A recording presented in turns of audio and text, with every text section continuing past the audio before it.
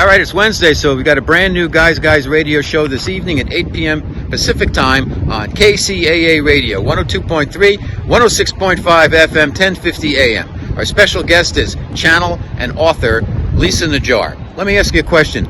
Do you know what John Lennon, Davy Jones of the Monkees, John Wayne, Marilyn Monroe, and Paul Gauguin all have in common? Well, they're all celebrities, they've all passed, and they all were channeled for my guest, Lisa Najjar's book, Dying to Tell You. She's going to recount her experiences channeling these celebrities and many more, and their perceptions on life on Earth and what's going on the other side. It'll open your eyes. The show's about love, really. It's amazing. I think you'll really enjoy it. So Guys Radio, you can catch us all over the internet or live tonight on KCAA. Thanks so much for your support.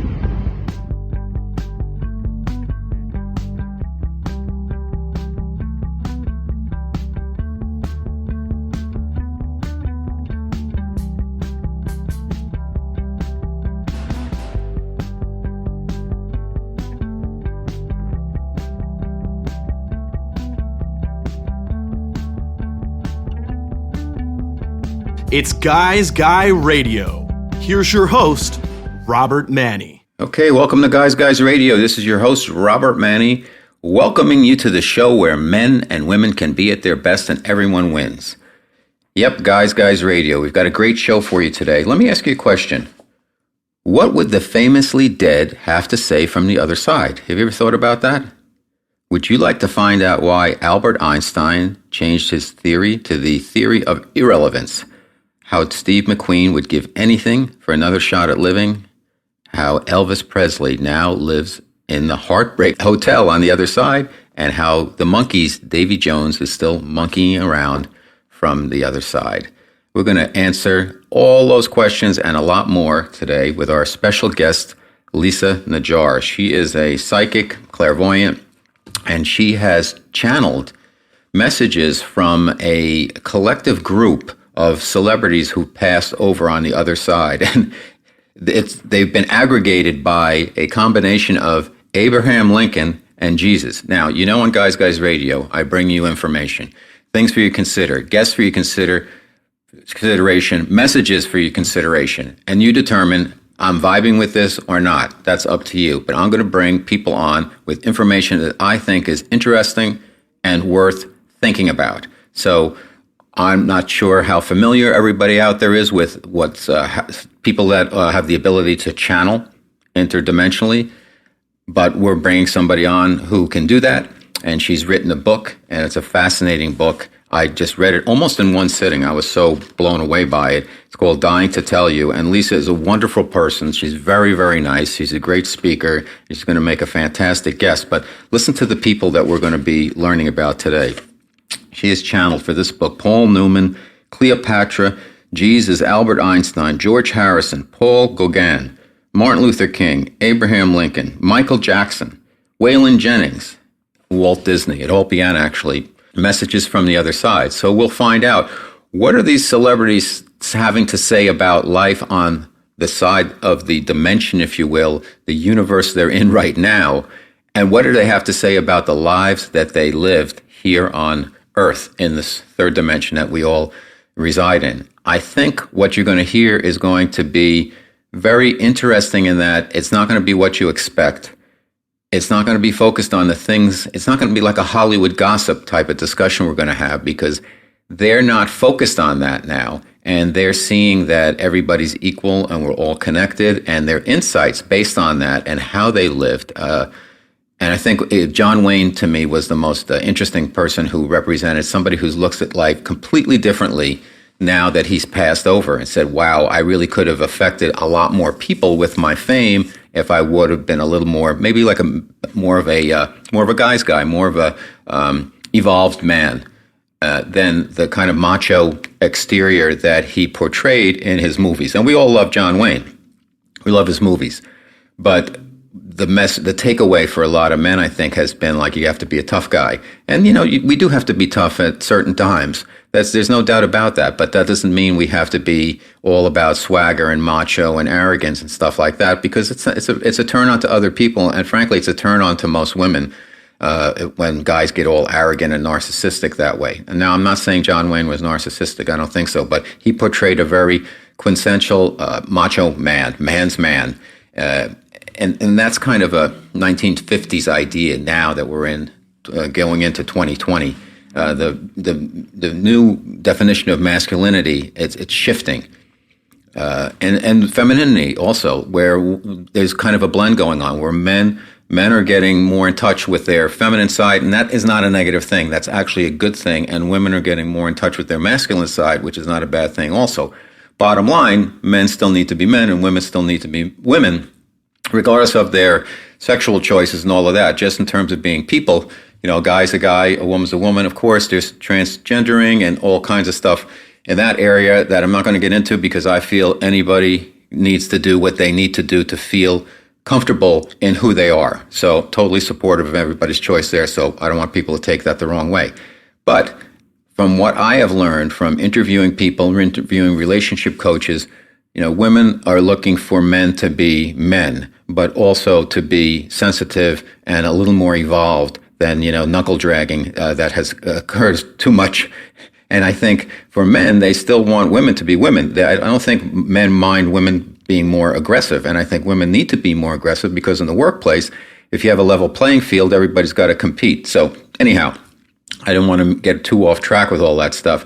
We've got a great show, and we're going to hear what some very, very famous people have to say from their experience on the other side. Guys Radio, we're going to chop it up with Lisa Najjar, coming right up.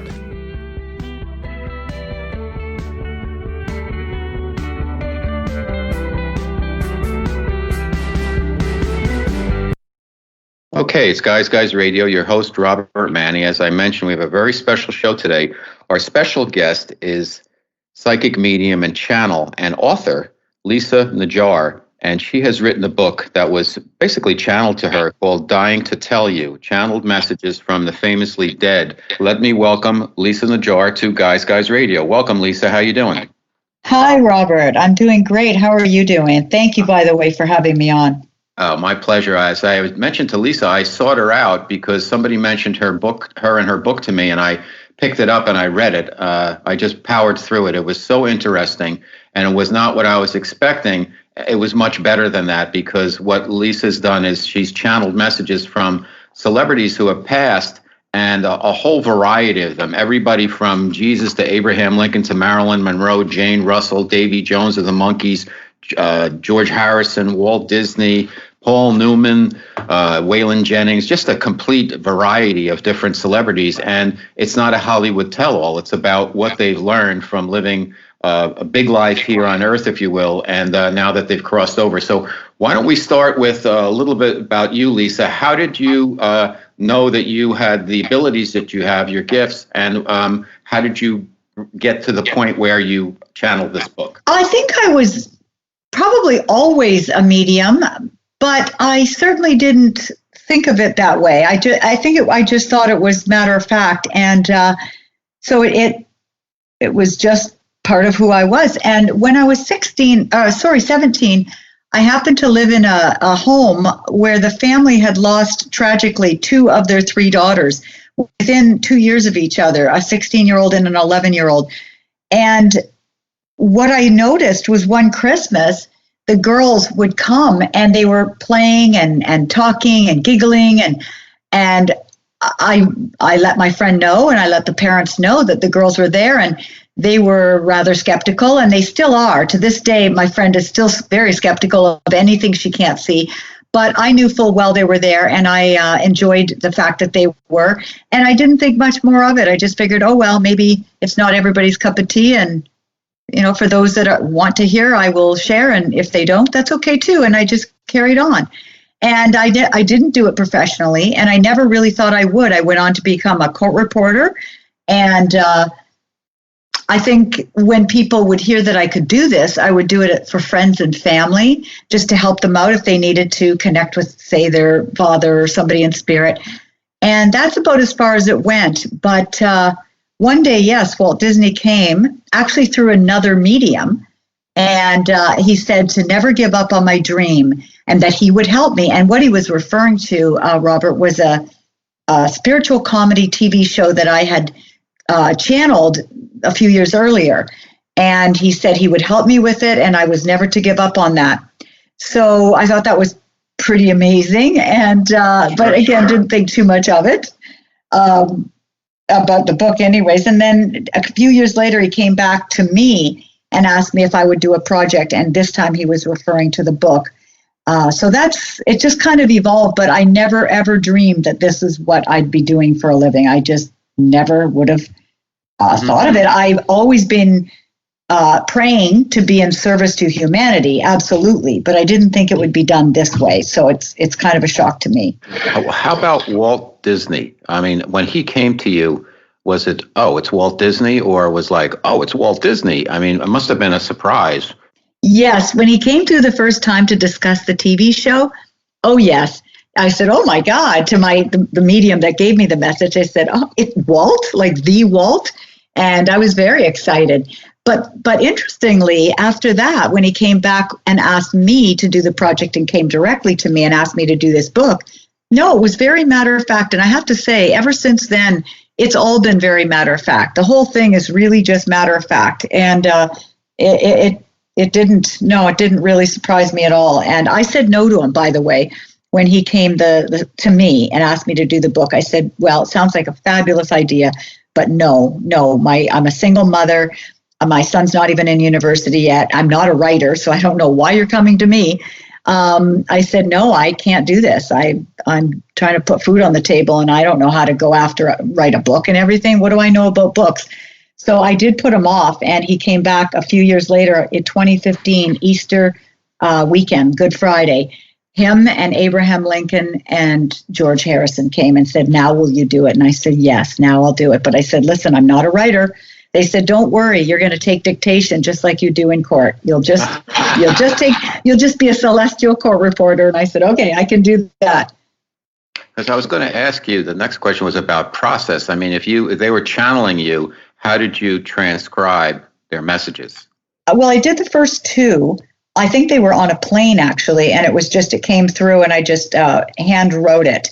But after that, I would sit and have my hands on well, first I would always play My Sweet Lord, always. And it put me in this amazing high space and just got my joy level really up. And then I would just wait, because I knew they were wanting to do this. You know, each night they would give me the indication that they wanted to do it tonight. So that's what I'd do. I'd play the music, and then I would sit with my fingers on the keyboard, and I would just let them speak to me. And the interesting thing was I never knew who it was. It was always a big surprise. And in fact, half of the people, I didn't know whether they were actually alive or not. Like, for example, Paul Newman, I didn't know that he had died, and I didn't know if his wife had passed or not. I had no idea. Davy Jones, I for sure didn't know. And Waylon, I didn't know at all, not just whether he had died. I actually didn't know who it was. So they were all very interesting in that sense. I just had to sit and wait. And they told me to remember the word unbidden. And that was a very important word. And it's, of course, meaning unsolicited, uninvited. So I think that's what they wanted. They said, you're going to have no control. So you're just basically letting us take control here, and you stay out of it. And I said, okay, I can do that. So yeah, it was a surprise who came. Mm-hmm. All right, let's get into the book. It's Robert Manni, Guys Radio. Our special guest, Lisa Najjar. We're talking about her book, Dying to Tell You, Channel Messages from the Famously Dead. So this kind of group of individuals, they came across to you as celebrities for a reason. Could you, just for our audience, explain why the messaging that they brought forth is coming through celebrities? Because it's not a Hollywood tell-all book. No, and that also surprised me, because, of course, what was I to think when it was going to be celebrities? I thought, oh boy. And I was actually secretly really hoping that it wouldn't be, because I'm the last person who's interested in anything. I don't even watch TV. I'm not interested in what celebrities are doing. It's just not my thing. So when I found out it was going to be some celebrities and whatnot, I thought, oh gosh, why would they come to me of all people? But no, it wasn't that at all. And what it was is these people, they had everything in life. They had influence and power, money, intellect. They had fame and fortune and women and men and everything you could imagine, all the things we strive for in our humanness. And what happened was they got to the other side and found out that really none of it mattered. And the things that did matter were far different than what they thought. And a lot of them were just surprised to find out, like Einstein, to find out his intellect didn't count, or some of them that their fame didn't make a difference, or those kinds of things. And what was really important, and they've asked me to come and share the things they have now learned from the other side in an effort to help those of us that are still in bodies live better, more meaningful lives now while we have the chance, because we'll all get it the minute we cross. But it'd be really great to live like we're dying now. So that was the purpose for it. It was interesting that it seemed like each one of the celebrities had a different theme that they spoke about. For instance, Tennessee Williams, I recall, said, okay, I'm going to talk about change.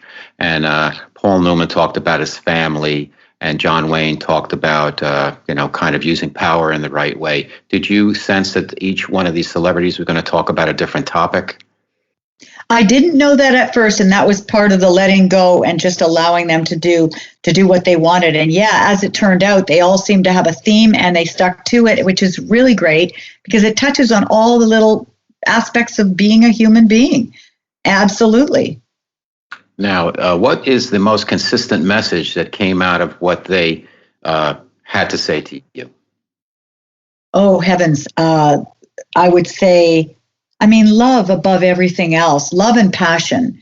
So love bonds are very important, and love is really all there is. Love and kindness, peace and brotherhood, that's just really all that matters. And then secondly, but not less important, is love of self. And within that is a lot of things like passion. Are you living your passion? Are you being really authentically true to yourself? And at all costs, we need to be, Robert. That's what I'm finding, at all costs. So things like that. And that's not just from the celebrities in my book.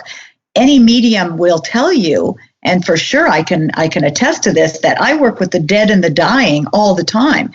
Every day I'm working with people that are either dead or dying.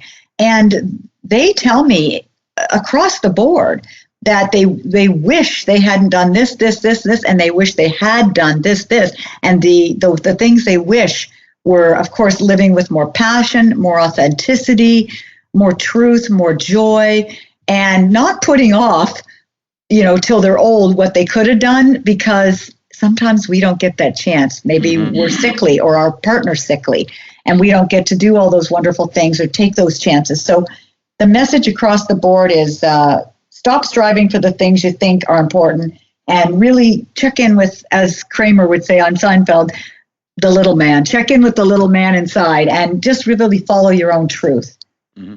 I found that the biggest message I got out of the book was when Jesus was talking about when people put themselves in certain situations and somebody wrongs them or whatever, and it happened with you, I believe, that we have to, instead of being angry with them, send them love, and that will kind of reconfigure the situation and solve things. And it's not always easy to do because people screw us over all the time, and to just send the people who are screwing us over all this love is very difficult. But I think that was the biggest takeaway I got out of the book, that I don't want to call it a technique, but that perspective and living your life that way where everything is love. So you have to even love those who are harming you. Oh, yes. Oh, absolutely, yes. And what I noticed when doing my sessions, I kind of had this concept before, but now doing all these sessions with people, what I'm finding is we were everything. Robert, in all the history of our lifetimes, we were everything. We were the up and the down. We were the prostitute and the priest. We were the victim and the villain. We were everything. So we've been it all. We've done it all. And nothing is an accident. Even accidents aren't accidents. Spirit is telling me that none of it's an accident. So when someone wrongs us, that actually probably happened. I'd have to tune into each person's, life to see what it is, but there's a reason for it, and it's a divine reason. Maybe it's karma that you're balancing with that person. Maybe you set that up to learn something for yourself. And so all we can do is, and maybe it's there to just mirror something in us that we need to heal and look at. there's so many wonderful reasons why these negative things happen to us, but most people have no idea that that's really going on. But I sure have learned over all these years of talking to so many spirits from the other side, not just deceased loved ones, but the higher master beings have shared so much with me about how it really works and what this is really all about. And yeah, absolutely, forgiveness, because, I think someone told me that the Dalai Lama even said, when asked something like, aren't you upset with the Chinese or whatever? And he said, why would I be? Because I know that most likely we've done something to them, and this is some kind of balancing. And I don't have to know all of what happened. I just have to send them love and forgiveness, because ultimately, if I don't and I retaliate, and that goes for all of us, if we just retaliate with more, pain or suffering or hate, well, then we've just created more karma for ourselves. So it's never going to be a good thing. And so just send them love and trust that there's some divine, wonderful plan in action here. And this is all perfect. It's all perfect. So I love that. Let's talk about a couple of the celebrities for our listeners. Paul Newman stood out to me because he was so enamored with his love for his wife and for his family. It almost felt like he was hovering around them all the time, almost like he was in a dimension that was different than some of the other celebrities, in that he was kind of almost earthbound in a way, but in a different dimension, because he was pining for his family so much. He really was, and he is. And every time he would come in, I would know it was him. First of all, I would smell cigarette smoke. And second of all, I would feel like I was going to cry. And I'd say, is this you, Paul? And he'd say, yes. So he always came in that way, just that feeling of deep, deep love. And his message was about love bonds and how they never, ever go away. They just don't. There's no separation. And that they watch over us. They're with us. They're just a breath away. And so it's really important not to, yes, of course we miss our loved ones when they pass, but to know that they are just right there. And that's never going to go anywhere. So he had just so much love for his family, so much. Okay, let's get into another one. Michael Jackson seemed like he was going through a transition at the time, that he wasn't completely in heaven, I'll put that in quotes, if you will, that he was going through a healing process. And could you talk to us a little bit about that? Yes, and he was in heaven, because when they're not in the light, I'll call heaven the light. When they're not in the light, I absolutely know that. And that's when they're actually considered ghosts and they need help to get over into the light. He's absolutely in the light. But yes, he's going through a process. And I'll share with you that he came to me outside of the book a couple of months after the book. I was going through a really, really hard time. And I was in transition, and just things weren't working out. I was having some health concerns and then financial concerns and different things like that. And I was living in Canada at the time. And he came to me and he wanted to help me with my issue that I was going through. And so he did a lot of things that day and gave me a lot of good advice. And he actually asked me to go and get this deck of ISIS cards that I happen to have. And I never pull cards, but he said, no, go get the deck and pull a card. And I said, no, I'm not going to do that. He said, no, the answer is in the card you're going to pull. And he had this thing with me. So I finally listened to him and he gave me an answer. And I pulled the card, and it was amazing. And it was so true. And then he told me what was coming for me. And at the end of it, I said, Michael, you've really helped me a lot. And it was the saddest thing, because what he replied back is he started to cry.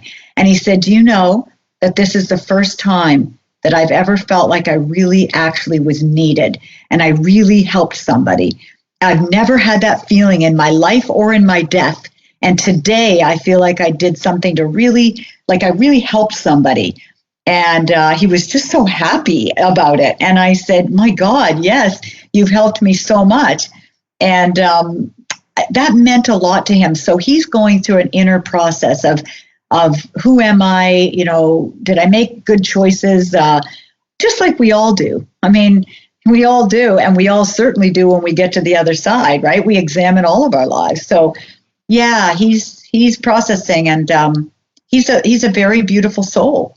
Okay, let's talk about that a little bit. It seems like the folks who have crossed over, they are getting kind of a life review, and they're in different stages of it, and they can see. It sounds like frame by frame, if you will, and it takes a while to be able to tap into that. And there's no judgment. Talk to us about that, Lisa. Yes, that's one of the first things that happens is we go to I don't know exactly where we're sitting, but we have our guides and angels and beloved, beings are around us. It's all done in light and love, and it's really with no judgment, no shame, no guilt, no nothing. And we go through our life and we look at all the choices we made, and we're just it's like a self-examination, and we say, okay, was that the highest choice? Maybe that wasn't. How could I have done differently? How could I have changed what I did or said? And how would that have affected others? So we get to really look at how, where we missed the mark and where we didn't, and where we exceeded the mark.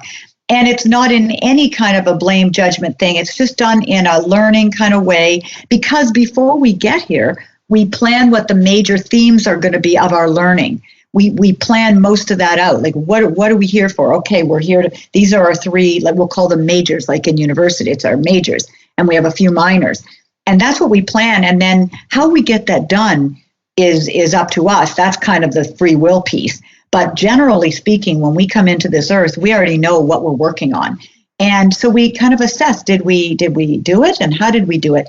But the other thing that I've learned from Spirit, and this kind of frightened me at first, but I see it differently now, is that we not only see what we did, said, and thought from our perspective, but Spirit shows us that what we did, said, and thought, how it affected the person. So we become that person that we said it to, did it to, or thought it about. We become that person, and we get to see how it impacted them. And again, no blame, no shame, no judgment. It's done very sweetly and lovingly. And it's just so that we can have that sense of compassion, and we can understand why that maybe wasn't the highest choice. And it's quite a beautiful thing. So the more goodness we put out there, of course, we're going to have a fantastic life review. And the more things we do that we aren't quite proud of, well, that's okay. We're works in progress. We're all learning and growing and evolving, and it's but we're gonna have to look at it, and that's okay. Okay, Guys Radio, your host Robert Manni, our special guest Lisa Najjar. The book is Dying to Tell You. We're talking about her channeling of past celebrities who've come to her and created this book. Where do you think, and from what they've told you, where are these souls now? My understanding, at least my current understanding, is that there are many, many, many dimensions. I think something like maybe 300, I'm not sure, but some great a number of dimensions. And so the Jesuses and those, they're, in that fifth dimension and higher. And the rest of us, we are in these different levels, I guess you could say, within the level of the fourth, maybe. But, I'm not an expert at all that. I just know that when we cross over, we're known by the color of our light. And our light is determined by our heart. So, the old Egyptians used to say that they measured the heart of a soul. And that's kind of true. It's the quality of our light is determined by how much love we shared and gave and experienced and allowed in. So there are all these different levels within the level of maybe the fourth dimension. I'm not sure. We'll call it heaven. But everyone's in their own place. And apparently we go where we think we're going to go. If we think there's going to be harps and we're going to sit on a cloud, we actually go there. If we think that there's going to be this hell, well, we'll go there for a bit. But that's not the truth of it. That's what we think. That's our mind. But really, it's a beautiful place where we learn, we grow, we evolve, we enjoy, we have fun. It's an amazing, happy place. But the work doesn't stop just because we die. We're really hard at work on the other side, just as we are here evolving. Now, you spoke to celebrities. Is it a choice when they come into this life to be a celebrity, or is that something that randomly happens based on their skill set and what their life's work is supposed to be? Well, again, my current understanding, and I'm not an expert, but my current understanding from spirit is this, that most of those kinds of things are chosen. They're absolutely chosen. So before we get here, we're already looking at who's going to be our parents and what is it that we're going to have to learn? What are our major themes? And how are we going to set about doing that? So I imagine they had choices along the way, whether to follow the plan and become the celebrity or not. They could always take a sharp left turn. Everybody can. But we have these certain themes, and that's kind of what we're trying to do. But no matter what, the lesson underneath of it is, so if those people had a lesson to learn that had to have fame attached to it, then yes, I'm almost certain that they would have had to go down that path because their soul already chose it for them. Okay. And it's, yeah. Okay. If folks make mistakes and they look at their life review and they have some regret and they say, wow, I wish I could fix that. Do they get the opportunity actually to go back and fix the life they just lived, or do they have to kind of wait and tee up and go into their next incarnation to address the issues that they didn't really overcome, if you will, in this life? Yeah, it's been said, and I hold to it. You can't die your way out of it. You can't even die your way out of anything. So things like unforgiveness that you spoke of earlier, and all that, you can't even die our way out of it. We're gonna redo it. If it didn't get done in this life, of course we're gonna get another shot at it, and we're gonna go back, and we're gonna probably do that again. But there's a concept out there that almost breaks my mind to think about it, so I tend not to. But apparently, it's been said that there are parallel universes going on right now, and that right now, as I'm talking to you, I'm Lisa talking to Robert. Right now, Lisa is maybe somewhere else. She's in 20 other places doing 20 other things, possibly making different choices for each one of these decisions I have to make. So that kind of concept is so big. I cannot hold that in my mind, but apparently that's also what's going on. I'm going to just stick with what I'm directly told by spirit, and that is that yes, if we don't get stuff done in this life, no problem. We're going to do it again, Okay, let's talk about a couple of the really big celebrities I think people would be interested in. Marilyn Monroe and John Wayne. What was your experience with those two? Marilyn was a beautiful soul, and she's real sweet, and she's just tired, and she's been gone quite a while, but she's not going anywhere. She's resting, and she's not coming out of that, as she calls it, her little kind of a Zen, spa-like place. She's just not. She really was worn out by this lifetime and the choices, and I think she kind of referred to something along the lines of maybe I bit off more than I could chew. It was just too much for her, and she's a sensitive soul, and it wore her right out. So that's that. And then John Wayne, and I didn't know, of course, much about him. I wasn't into his movies or anything like that, but I think he impressed me a lot because he's really learning a lot since he crossed over, and he's really hard at work trying to sort out, why he attached so much emphasis to this idea of being a man and being tough and this and that. And he's really seeing how he wasn't living very authentically. So, and I also remember he went to a spiritual event with me. I was, I think I might have channeled him already. I'm not sure actually, but I was going to a spiritual event that night, and he came along, and he said to me the next day, man, that was amazing. Like, I wish I had done more of this kind of stuff. And I think he just regrets that he didn't live as authentically as he could have. And maybe in some places, maybe there are choices he could have made to be a little softer, more compassionate, those kinds of things. So I think he's a great guy, and he's doing a lot of work over there. How about the two Beatles, John and George? I think arguably people could say, well, those were probably the most two spiritual of the Beatles, not saying anything negative against Paul or Ringo, but they were more a little bit overt in their kind of touch with humanity. What were they like? Oh, George is my absolute favorite. I took to George oh my gosh. I think we would have been best friends had we known each other. He's a real beautiful soul, and he is, as I said in the book, he's job shadowing Jesus is what he's doing. And he's following him around, and they come to me, the two of them, they look almost alike, and he's in the white robes and everything. It was hard for me to even distinguish one from the other. He's a beautiful soul, and I'd say he's an example. And he didn't walk on water. I'm not going to say that, but he's an example of how somebody could live with the kind of pressure and fame and craziness that you could only imagine in your wildest dreams having.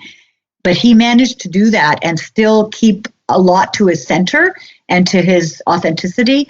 I mean, he faltered, of course, because he's human and he wasn't walking on water, but I would say he's one of the few that of human beings out there that can rise to such a level and still manage to be in touch with that inner self and not get so completely destroyed by all the outer stuff that can grab a hold of us and pull us down. So I think he did a pretty darn good job on this planet of living like that. John said a lot of things that I didn't actually include in the book. I think I'll put them in the next book, but he had a lot of beefs. He had a lot of beefs with the world and the way things are going and big corporation and all that kind of stuff. Very controversial. And so I thought I'd save it for the next book, but yeah, he's still more what I'd call, this is a harsh way of putting it, but itching for a fight. He really wants to help people, but almost like by really pushing them hard and pushing their buttons hard, whereas George has a real softness about him, and he'd rather you come to the learning in a soft, gentle way. So but both of them were fabulous. Okay, one more celebrity I think people would be very interested in, and Elvis, and he seemed like he was kind of still healing on the other side, and he had obviously very tough to be Elvis because it was only one of him. He didn't have a group like the Beatles had 4 guys to hang out with. Elvis was before them. He was the biggest probably of anybody, and he had to do it on his own. He was breaking new ground. So what was your experience speaking with Elvis Presley, Lisa? Oh my gosh, it was wonderful. I thought it was just so beautiful to connect with him. He had such a beauty and there was just such a loving vibration with that man. He's somebody that's kind of put himself into a little bit of he called it a bit of a pity party, but it's just a holding place, I guess he's in, where he's really examining that, because they're showing him what kindness does, and that every act of kindness reverberates throughout all of eternity. And he now sees that. And he says, my God, had I known all this, had I seen all this, I had the fame and the influence and the power to have affected so much change and bring so much goodness to the world. And I didn't use my gifts in the way that now I wish so much I had. And that's what he has regrets about. And I talked with him, and he's got a great, obviously, the beloved beings of light are all with him, but he's really a little bit hard on himself right now, wishing he had done more with his fame and fortune. But in any case, he's a beautiful soul, and I thoroughly enjoyed connecting with him. He's just a love. Okay, one more. Forgive me. Albert Einstein, considering maybe the smartest man who ever lived from an intellectual standpoint, but he was a spiritual guy also. Talk to us about your conversations, if you will, with Mr. Einstein. Yes, he was funny. He says, I was shocked, Lisa. When I got to the other side, he said, I thought I was so important. I was all puffed up because, of course, people on the planet made him feel like that because he had the superior intellect. But he says, I got there and I found out that I'm not very special. I'm just so ordinary. And he said that was a hard pill to swallow. And he kind of laughed about it. And I thought he was sweet. He was cute. And he said, but it's okay because I've since learned that we are all special, all of us, but no one better than another. So really his message, and same with Jane Mansfield about bodies. And so many of them, their message really was, nobody is more special than another, and we shouldn't judge people good or bad, or smart or not, or successful or not, because it's kind of not like that. We just think as earthlings it's like that, but it's really not. And we're each, just a being unto ourselves, and the only thing we should measure is against ourselves and not others. And nobody's better or worse than anyone else, and just to appreciate everybody's gifts that they bring to the table and the diversity. But he was very humbled since he arrived in heaven, he says. Okay, just a few more questions. Another thing I got out of the book is that we create our own lives, and when we have thoughts or feelings or anger or whatever, that reverberates through eternity. So we have to be really careful to kind of manage our thoughts. Could you help us out with that, Lisa? Yes, our thoughts and our intentions, absolutely. And don't we all wrestle with that? I mean, I do it daily, and I try to catch myself as often as I can because I know that it goes out there. Every thought we have actually is recorded. And that's a scary thought to me. It's all recorded somewhere in our so-called book of life. And we get to take a look at that and call it up and examine that down the road. So yeah, it does. And not only that, but it also affects everyone around us. And I'm sure you've had the experience where you've walked into a room or you've met somebody and instantly you can just feel this feeling or sort of something just unpleasant, and you back away. And we've also met people or had experiences where we walk into a room and the whole room just has a vibe that's just so great and we're already uplifted.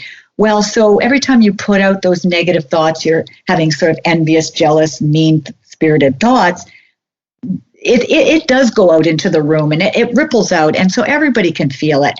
And the veil is lifting. That veil between this life and that is lifting. So I don't know if you've noticed, but people are becoming way, way more tapped in now. Average people are feeling things, seeing things, and knowing things like never before. And it's because there's not supposed to be a veil between us. So eventually, Robert, we're all going to be able to read minds as we once could. And so I guess that's what I use sometimes to keep myself on track is, ooh, Lisa, would you want that thought recorded? Oh, would you want that one known to all? Because eventually we're all going to be waking up to be able to hear each other's thoughts. And so we want to keep it as good and clean and positive as we can. And, I guess as our mothers used to say, if you don't have something good to say about somebody, don't say anything at all. Kind of one of those, but it's tough. Okay. We're human. All right. So Guys Radio. Our special guest, Lisa Najjar. The book is Dying to Tell You, Channeled Messages from the Famously Dead. And it sounds like that you're going to be doing another book. And that was my question, like, there's got to be another book. And there's got to be more celebrities, and there's got to be a return of some of the celebrities. What's your plan? Well, it's not my plan, Robert, but I feel that they have one. They have one because even when I finished the book, 2 other ones came to me. And so I've already finished those, but I just set it aside. So yes, there will be some more. And so there'll be a book, I'm pretty sure, that will be, follow to this one. And then probably end up doing a different kind of book that's more of a how-to and sort of what I'm learning from the other side, period, from even grandmas and grandpas and just regular folks, because my goodness, am I ever learning the coolest stuff. And I think it's just all really useful information. So I think there's probably a couple books in the works. Okay, well, fantastic, because you're a great guest. You're a lovely person. I hope you'll come back. We have a couple of minutes. We want to find out where people can find out about your book. So why don't we do that first? Just give everybody your information. And then as we discussed prior to our getting together, Lisa's going to give me a little bit of insight, show us how she works with me. Yes, you can go to my website. The easiest way for folks to get a hold of me is I shortened it to 444 books. That's 3 4s, the number 4, 3 number 4s, 444 books, plural.com. And that takes you to the Dying to Tell You website. My book is Dying to Tell You, Channeled Messages from the Famously Dead. And I offer my book there, of course, and readings. I do mediumship readings, I do psychic information readings, I do hospice mediumship for people who are transitioning, and I do psychic matchmaking type readings, and I also do a lot of ancestral soul healing, and that is where, say your parents, maybe one of them passed and you didn't have the greatest relationship, or a spouse that passed and there was unfinished business or angers, or maybe somebody was abusive or an alcoholic and you couldn't get closure and couldn't resolve your issues. And a lot of times these folks call me and they have unresolved issues with their person on the other side and they think that there's no hope. And I say, oh my gosh, is that ever not true? There's more than hope. These people want to do the resolution now too. So these people will come from the other side and they want to work with their loved ones here because now they're not the alcoholic. Now they're not checked out. Now they're not depressed. Now they're not whatever. And they can actually do some healing, some authentic healing with their child or their spouse or their sister or whatever. So I do a lot of ancestral soul healing, and I do basically it's family counseling with the dead, is to put it bluntly, and it's so helpful. My clients are loving that, and I get such a lot out of those kinds of readings.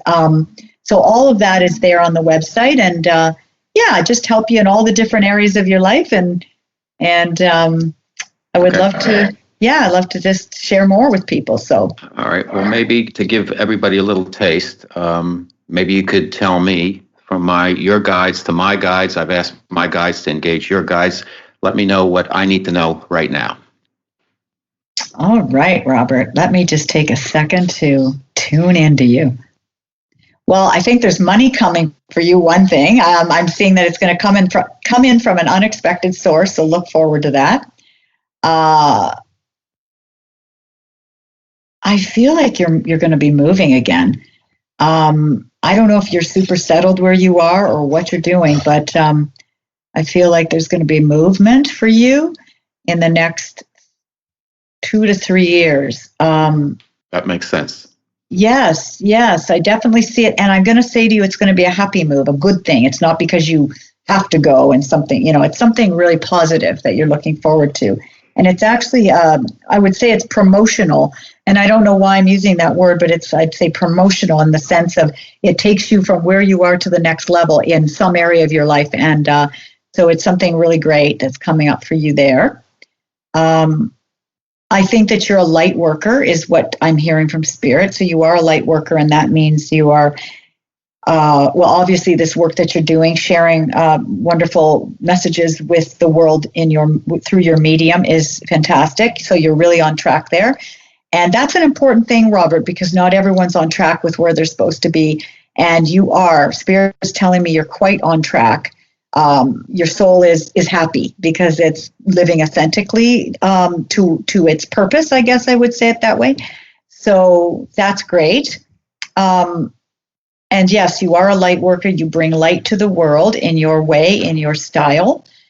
And I'm hearing, this is interesting, I'm hearing that you might actually, Robert, I don't know you at all, so I don't know if you're intuitive at all or anything like that, but they're saying that you in fact are, and that you might be getting some downloads yourself about information from a higher place. And this isn't deceased loved ones, not that level, but a higher level. So I'm going to say the fifth dimension and higher. You will be getting information from higher beings of light. And I think it's going to help you personally, they're saying, but also professionally. There's something coming that's going to be where you're going to engage your intuition a lot more than you maybe do currently. And I don't know if you do, but so definitely if something like that comes in, don't resist it is what I would say. That's my advice, because you might be surprised where this takes you. And Spirit, they're smiling. They want you to know it's, they're not going to share the whole thing with you because it's, part of the whole process is for you to experience each level of it, but they are smiling and saying that it's going to be, you're going to notice some unusual things coming up in your life and ways of doing work and ways of being in the world. It's going to be a little different than what you once thought. I think you're going to get a real lot of downloads, and you're going to really tap into your intuitive side and connect in with Spirit more. Oh, that sounds fantastic, because what I've been doing since my family and I just moved to Southern California after 30 years in New York, and I've given up my career to Spirit to say, all right, you'll be my agent. I'll let you and my guides guide things. And I feel a lot calmer by having done that instead of chasing. Oh, isn't that fantastic? And that's probably exactly why then that they're coming now to say, all right, and watch for it, because I think they're going to lead you into some amazingly wonderful things that are rather unexpected, but real good. And it's all because you're going to be so connected to Spirit. You're going to have sort of a direct link, I guess you could say. So that's great that you basically said kind of Jesus take the wheel, basically. Mm-hmm. I love it. So watch for that, because they are going to guide you into some really probably pretty wonderful places. And I think there's going to be shifts in what you're doing, where you're doing, and how you're doing it. And just with everything that comes, if it's a little unusual, my advice is just go, all right. And then just have your arms open wide and say, all right, I don't know a lot about that, but yeah, okay. And just keep saying yes and keep showing up. And that's what Spirit wants you to know. So hopefully that will be of some assistance to you down the road. I can't ask for more than that. And I would also like to just tell my dad on the other side that I love him and that he's with me. So listen, Lisa, you have been a wonderful guest. I'm so glad we connected. Great radio. I can't wait to get the other books done, come back on the show, and I look forward to just staying in touch with you. Thank you so much for being on Guys Radio. Thank you so much for having me. It was wonderful. There's never been a better time for men to be whoever they want to be, yet it's never been less clear who men really are. Guy Radio, starring author Robert Manni, is on KCAA every Wednesday at 8 p.m. Whether it's relationships, sex, wellness, or spirituality, join Robert as he interviews the experts about how men and women can be at their best. Guy Radio. Better men, better world. All right, that was an incredible interview with Lisa Najjar. Her book is called Dying to Tell You, Channeled Messages from the Famously Dead. I got to tell you, I sat down and I read this book. I didn't know what to expect. I thought it might be some insights on what's going on in Hollywood or something. Far from that. I couldn't put it down. I read it in one or two sittings, and it was amazing to me how all the different celebrities had a different take, a different message, a different theme, a different something to offer everybody in terms of what their perception was, in terms of how they lived their life, where they were now, and what was next for them. You had some that were grieving.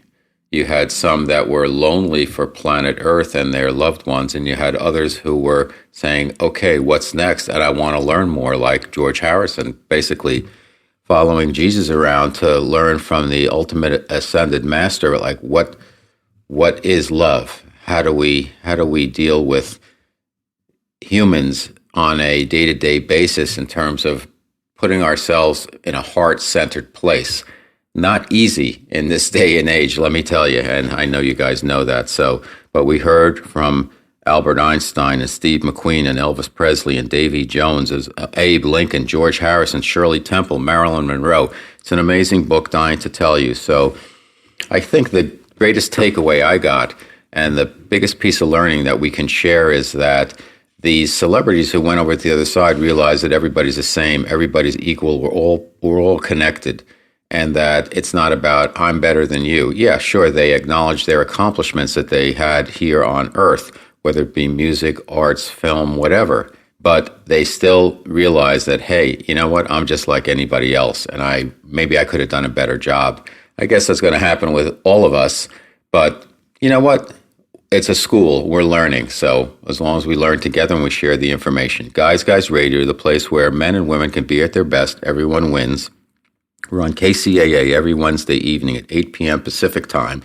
Also, Sundays at 2 p.m. Pacific time, 102.3, 106.5 FM in Los Angeles, and 1050 a.m. We're also on Apple Podcast, iTunes, Spotify, iHeartRadio, Spreaker, Stitcher, TuneIn, Blog Talk Radio, CastBox, KCAA.com streaming, and you can also stream the show from my website, Robert Manni, MANNI.com. The whole Guys thing began with my novel, The Guy's Guide to Love, about two dudes in advertising competing for love, sex, power, and money in New York City. The ad business there, the place where they play for keeps, it's crazy, it's kooky, and the book it's a romp, and it's been called by Dan Wakefield, an iconic 20th century author. He called it the male successor to Sex and the City. So I hope you like it. You can pick it up on Amazon or wherever else they sell books. You can also check out my website, Robert Manni, MANNI.com, where I blog about everything that has to do with life, love, and the pursuit of happiness. And we'll take it from there. Also, if you want to support the show, support the work I'm doing to bring the best information out there to help your life be as good as it can be, then just do me a quick favor. Go on to Apple Podcasts or iTunes, whatever, and rate, review, or subscribe to Guys Radio there. If you rate us there, give us a good rating because you like the show. That always helps. Very easy to do. It takes you about 3 minutes. Also, if you want to pick up my novel, The Guy's Guide to Love, where this whole thing started, that'd be great too. But in any case, I am super appreciative of my audience, of my listeners. We're out here in California. I'm a New Yorker. I'm enjoying the culture change. There's so much I'm learning. I'm going to be sharing all that with you. And Guys Radio, we're going to keep rocking. We're going to keep rolling every week. We're going to be back next week. Great new guest. So until then, like I always like to say, guys, finish first.